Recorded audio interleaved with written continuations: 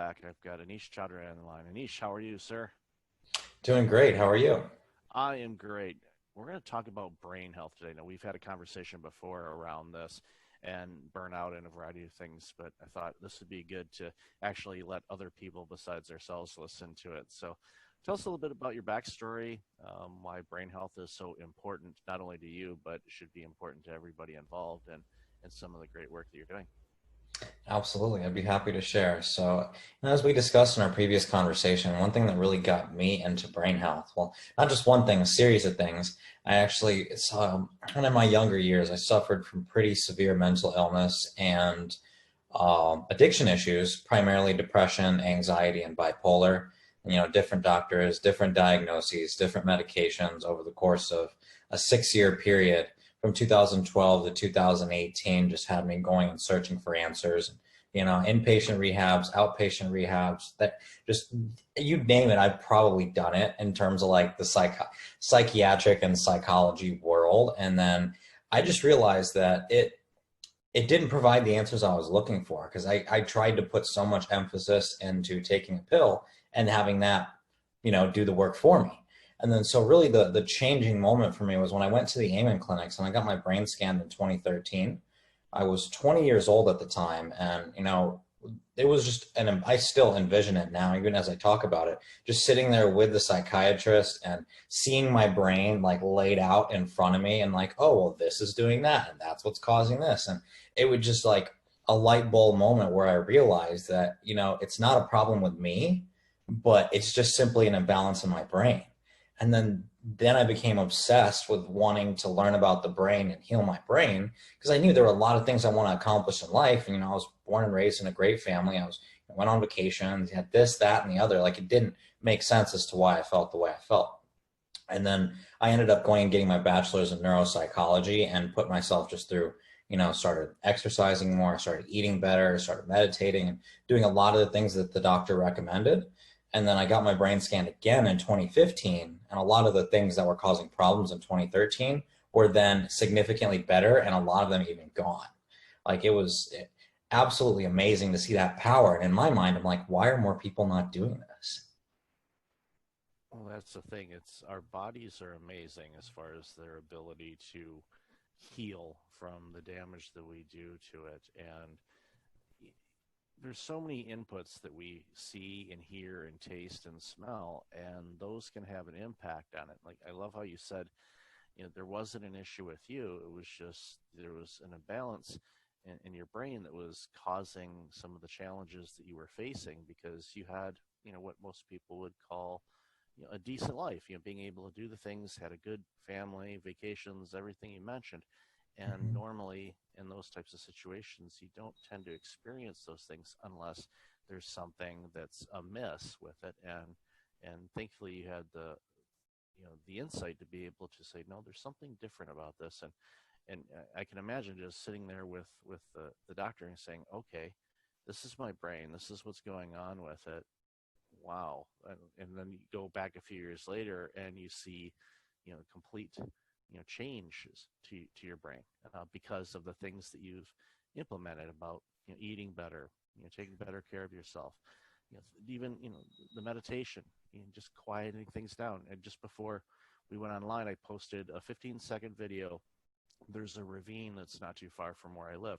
So the water's running through it, it's going across the rocks and everything. And it's a 15-second video. And I just put it on there. It's like, okay, here's your 15-second break for the day. Because so many people are going, that they won't take 15 seconds just to watch water and listen to the river flow or Mm. the birds or things like that. We're so filled with noise in our life that pausing just for a few seconds for so many people can be really challenging. So I guess you weren't meditating prior to this when you did the discovery with how you could basically heal your brain? I was shortly. I mean, I started meditating in 2012, and then I got my brain scanned in 2013. So I maybe been meditating for like 6 to 8 months, but it was not, it was maybe 5 to 10 minutes in the morning, like a couple mornings a week. So it wasn't consistent by any means. And I even saw pretty good improvements with that in terms of how I was functioning in school. But it really came even more so once I made the conscious intention and making it a regular practice. It's amazing how powerful it is when you're doing it, because then the research shows is that it increases blood flow to your brain and literally makes your brain bigger. And not just bigger, but it actually helps to integrate and create new connections between existing brain areas. So not only does it strengthen it, but it makes it more cohesive and, you know, coherence. That's the term. It makes it more coherent, not cohesive, coherent, in the sense that then more of your brain starts to light up throughout the day versus, say if you're functioning and in a certain way and perhaps some places are overactive, other parts of the brain then go to sleep. And so what meditation does is it helps to engage some of those areas that perhaps weren't engaged before, when you're truly, present in the moment and present with what you're doing, as opposed to like, okay, physically I'm here, but mentally I'm like thinking about what happened last Tuesday, in a conversation with my boss. And I think that that's a very common scenario that many of us can relate to. Yeah, we're definitely seeing it. I'm sure, increase quite a bit with the time of this recording. Of course, we're in the middle of a pandemic, so a lot of people are working from home, and their work hours, as some studies that I've seen have indicated, that people are working 40% more hours than they were prior to the pandemic starting. So Wow. they're constantly thinking about work, and if they've got micromanaging bosses that are having 18 Zoom calls a day just to make sure you're doing your job, they're going to be thinking about that. That's all they're going to be thinking about. They're not thinking about actually doing their work. They're thinking Mm-hmm. about, okay, what am I going to say during that Zoom call? Do I have the right clothes on? What, all the things that they think about, instead of just being in a state of flow to be able to focus on the things that they should be focusing on at that particular moment, and doing it at a pace that's healthier than the pace that we're seeing way too many people utilize right now. Absolutely. I agree, because I think the toughest part about, working from home, and I've even noticed it with myself, is that, when you have a distinct place of work as in an office, that you go there and that is strictly dedicated to work. And not to say you can't work at home, but then when that, like the home begins to become your office, and then that it starts to make it like it almost tricks the mind into thinking, because normally the home is associated with typically family, relaxation, and okay, I'm home from work now, so I can like shut down. But then when you're in that place where it has to be all those things plus work, it can become very confusing and misleading to those who are not used to it. And I advise people all the time, especially when they go, they say, I'm going to work from this beach, or I'm going to work from the patio, or all these things. And a lot of people do it, and they think it's great. And I tell them, well, when I'm at the beach, or I'm on a patio somewhere, or I'm on vacation, I don't want to be working. Right. I don't want those places to be associated with work. Yes, it's great. You look up and you're looking out at the ocean or wherever you happen to be. Great. But you know what? I'd much rather sit back and look at the ocean without having one of these laptops in my lap because I'm working and it's back. And it's one of those things where I think from time to time it's okay. But if it's all the time, then it tends to blur the lines of when you should be working and when you should be in leisure. And Right. again, I think that's where your brain kicks in and says, I should be doing something. I should be working right now. Even and when I first started working from home years ago, there was always that period of time where, okay, it's a lull. There wasn't anything going on. Emails have all been read. There wasn't anything I was working on at that particular moment. But my brain kept saying, you should be working. You should be doing something. Like, I'm going to take a few minutes and just relax. This is an Mm-hmm. assembly line for most of us. Most people aren't working on an assembly line. They're working on things that, yes, there's an outcome. And you're supposed to have these things done by a certain time, but the Mm-hmm. pace you go at it is up to you and what Right. makes sense for you and your organization. And too often, I think people just try to jam all kinds of stuff into that time frame. And like you said, when you're working from home, it blurs the lines, and it can really create some havoc with not only with your own mental health, but also your relationships with your family, because they don't understand necessarily. Wait a minute, you said you were going to do this all day. It's after work hours. Why are you still working? And Mm-hmm. it's definitely creating some interesting dynamics that we're seeing, especially over the last couple of months, anyway. Yeah, absolutely. And I know for myself, like, when I first started my business before opening up my clinics last year, I was working from home. And what I had to do, and it was a one bedroom apartment. So there's not like a whole lot of different space to do different things. So one thing I got really clear in my mind, because with the help of the therapist I was working with at the time, said in terms of like helping me to like mitigate stress and like create a workspace within the home. So, I had my desk in that corner. And then so I knew that like sitting at the desk meant it was time to work. And I didn't bring my work into my bedroom or in the living room. It was like, okay, if I was going to work, I'd sit at the desk. But say if I was like on my laptop and doing more personal things, then I could take my laptop to the couch. I would keep it out of the bedroom because I think like mixing electronics and bed, like, I mean, I really try to keep the bed just for sleep and, reading for 30 minutes before sleep. I don't have a TV in my bedroom because I know for many, many years I used to love to watch TV before bed.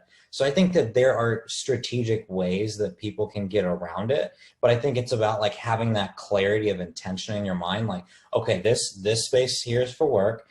Here's for leisure. The kitchen is for cooking. I won't work in those leisure and cooking spaces because then that helps to then make it more distinct. Like, okay, I can step away from the workspace and give myself permission, to kind of rest my mind. And I found that to be very effective for myself.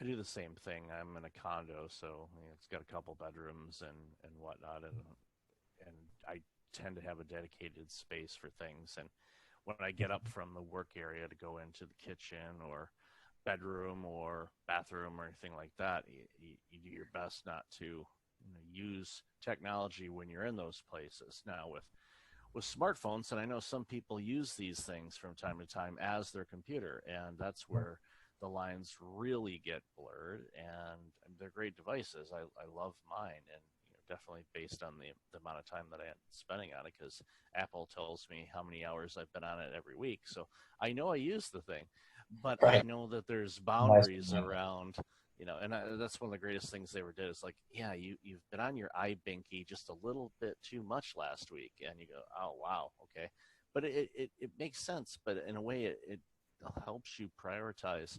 Okay, what do you need to do? And for some people, especially if you're entrepreneurs, yeah, your smartphone may be your computer. So yes, you're going to be using it more, but you're just gonna have to keep it in check with when you're working and when you're off. And because these things are so portable, and you can be working anywhere, and it's a case of just having those boundaries around those things that make it so important. So in your findings in working with brain health, and of course your discoveries of your own ability to heal your brain from the challenges that you were facing before, what are some things that people can do in the short term, and then obviously in the long term, that can help them improve their own brain health, and some things to warning signs to look out for if they're encountering some challenges? I think a lot of it really has to do with awareness of emotions. I think is super key because emotions are something that everybody has and not many of us truly understand. And I think that when emotions come up, it can have people oftentimes overanalyzing it. So I think that using the practice of meditation is the most immediate and effective tool because, even in the midst of a stay-at-home order, let's say the world is in the middle of a crazy apocalypse, you could still meditate and still find peace within the craziness. I mean, thankfully, we're not at that point and things are starting to open back up. But I'm using that extreme example because, you're not going to be like reliant upon, okay, I have to say go to a chiropractor to readjust my spine. It's like almost like mental hygiene because, we place so much emphasis on physical hygiene, brushing our teeth and showering on a daily basis is second nature for most people. But then when it comes to something like meditation and cleaning our mind and journaling, like I always like to use when people are getting into meditation, I use meditation in a combination with journaling because then people can get very overwhelmed and sitting there with their thoughts when they're not used to it. And then that's where having them journaling about their experience and then oftentimes like asking questions about like, okay, what like repetitive negative thoughts continue to come up in my mind and then begin to journal about those. That way you can then start to create awareness around a lot of the blocks. Because, like a lot of like my clients, when they first started meditating, their mind is going to tell them that they need to go do this, they need to go do that. And like the thoughts that keep coming up over and over again are usually the very troubling ones, because we think about the ones that don't leave our mind throughout the course of the day. And then it's like learning to actually sit, like just sit there and be with them and then write it down is a very powerful exercise. And I think that that could be, the second part of your question is like what challenges is that it's going to be very challenging to be able to sit and do that. So I think that could be a very good metric of kind of where you're at in terms of like emotional regulation and kind of just mental control is, are you truly able to sit with what you're feeling? Because if you're not, then chances are then the world may be pulling you around in more directions than you say have full control over. And then that's where it's really, really powerful to just be able to sit there. And I always like to use the term selective discernment because, when it comes to work and when it comes to family and all these other different commitments in life, people have the tendency to want to take on too much. And so this way you're able to selectively discern which opportunities serve me at this time, which may be better off, say putting off in the future, or which opportunities may not fit at all. So I think like then learning to control emotions in all scenarios of life, using meditation as the tool to physically keep yourself grounded, and then journaling as a tool to create awareness is really for me what just totally shifted my everything, really. I love the journaling aspect of it. It's something that I do all the time, and it's really helpful, not only from like a food journal type of thing, but for my own energy. So, I can look Mm-hmm. back and say, okay, yesterday I didn't sleep well. Okay, what did I not eat that I should have, or what did I eat that I shouldn't have? What other things went on during the day? So I can see, okay, there's some things that I need to work on with that, or okay, now I know that I have some type of intolerance to that type of food, or maybe the way that it was prepared, depending on what it is. And over time, when you look at this, you can see, okay, these are themes, and for me, having worked in the healthcare industry for as long as I did, it's good signs to say, okay, if something is starting to turn and you're going to have some potential health issues, those signs show up early. Many of us are just oblivious to it, but they Mm-hmm. do give hints. So if you see something happening over a period of time, you're like, okay, there's something amiss here. Maybe I should, talk to a naturopath or a doctor or whoever you seek your medical guidance from to see, okay, is there anything to this? But also, too, it helps you pivot and go, all right, maybe I need to start focusing on something else, or hey, wait a minute, maybe there's something with this that's holding me back to do the things that I want to do. Even at the beginning of this pandemic, I started feeling, I want to say depressed, but I was feeling down about things. And, Sure. mind you, things being closed and being separated from loved ones and not being able to travel and all that kind of stuff, sure, that plays part. But for me, I was recognizing, okay, there's something deeper to this, and I couldn't figure it out at first, but then it clicked that a lot of the challenges and the losses that people are facing right now with the pandemic, job losses, income loss, and loss of life, whatever, all those things. Uh, it was reminding me of my own burnout journey back in 2009 and 10, Mm-hmm. even though I'm in a completely different place now, both healthier, financially set, life is good. But I was having I was basically getting triggered from the memories of a decade ago when it wasn't good. And I was getting triggered by seeing people go through some similar experiences that I was facing back then. And thankfully I caught it. I'm like, okay, I need to journal about this because there's obviously something that I have not really addressed from those losses that I thought I did, because I thought I'd moved well beyond that. But seeing those happen, I think it just kind of channeled some emotions, and thankfully, I caught it and like, okay, what is this? And just write it out. And I'm glad that I was able to do that, and I had the hindsight and the clarity to think about that, because Mm-hmm. too often most people, they can't think that deeply or have the clarity to really analyze what's going on. They tend to stay stuck in, this is what's going on right now, and that's where they stay. Right. It is. And I think through the practice of meditation and then, learning to truly sit with our emotions, then we come to realize that there's always going to be some kind of chaos in the world that never stops. but it's truly how we view it, and our perception is key. I mean, it's such a cliche statement, but it's like, optimism versus pessimism, looking at the glass half empty versus half full. There's always going to be things wrong. If we focus on the wrong, it's going to magnify and get bigger and bigger. But if we, in these moments, like I was the same way at the beginning of the pandemic. I was like freaking out for the first couple of weeks. I'm like, am I going to lose my businesses and lose everything? And then, I was like in that place for like a good week or two. And then I just was like so stressed out. I'm like, I'm going to find a way out. And I may not know what it is right this second, but I'm going to continue to search, to brainstorm, to talk to people. And I did. We pivoted and we're slowly opening back up.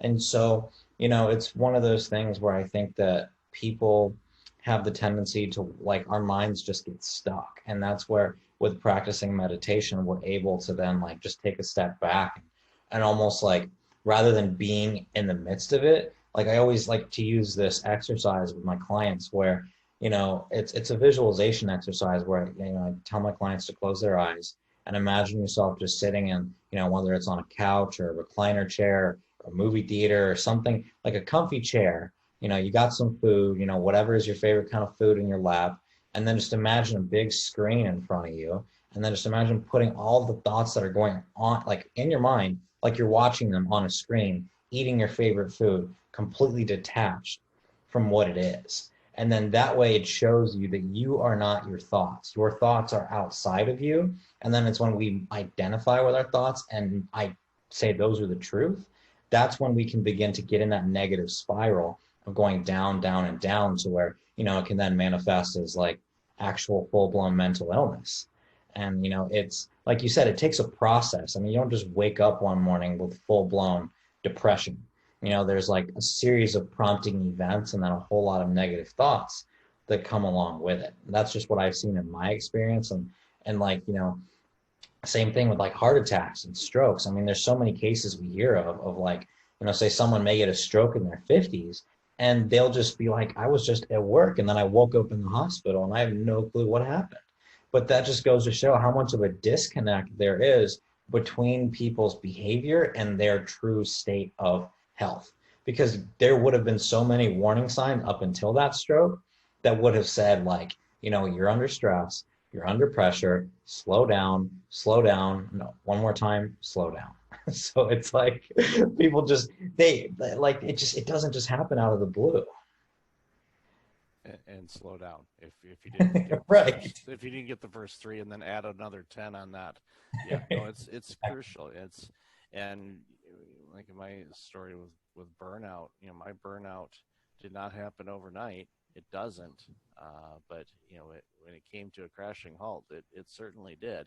And at first, like, what happened? But then I traced the steps backward and went, oh, okay, these are all the ingredients that led to this. And I was able to see those after reflection and talking with people and just analyzing how I'd been living my life up to that point, and realized, okay, well, now that I survived that, let's not do that again, and let's first slow down, and really start living life, I guess, with more intention and having themes for your days. And of course, there's going to be fluctuations and all of that. But at the end of the day, if you can take better care of yourself, you're going to take better care of everything that you do and everyone that you encounter, because you're at an optimum health state, both mind and body and soul. And if you can do that, then life's pretty amazing, and you can withstand pandemics and all the other fun stuff that we get to experience in life. Right. And it's one of those things now today versus me, in the midst of mental illness, I would wake up and just be wondering what's the point of life? I had a good couple years where I was contemplating suicide. It got that bad. But that doesn't just like it didn't just happen. It was like years and years of me believing these negative thoughts and me telling myself I'm worthless.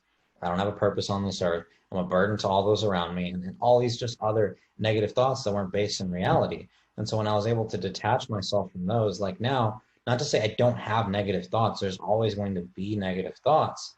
What the difference is versus me today versus me 8 years ago was that when those thoughts come up, I don't believe them. I just keep on doing what I'm doing, continue to take action, stay, there are days where I question, like, is this the right thing to do? But it's on a much smaller scale and it's much more based from a place of rationale, understanding like, this may not be the best time, or I may be trying to take on too much, or, I'll revisit that in 6 months, or, like that opportunity doesn't really kind of fit in alignment with my goals. And I'm in a place today where, because I have an abundant mentality, I have an abundance of opportunity.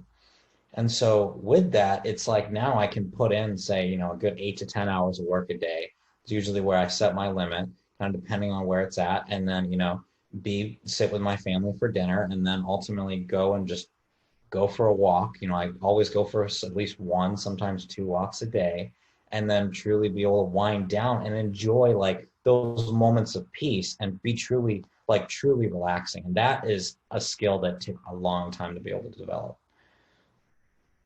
Yeah, but when you develop that skill, it prolongs your life and it makes your life full and rich. And again, focusing on your brain health will impact every other aspect of your health of your life.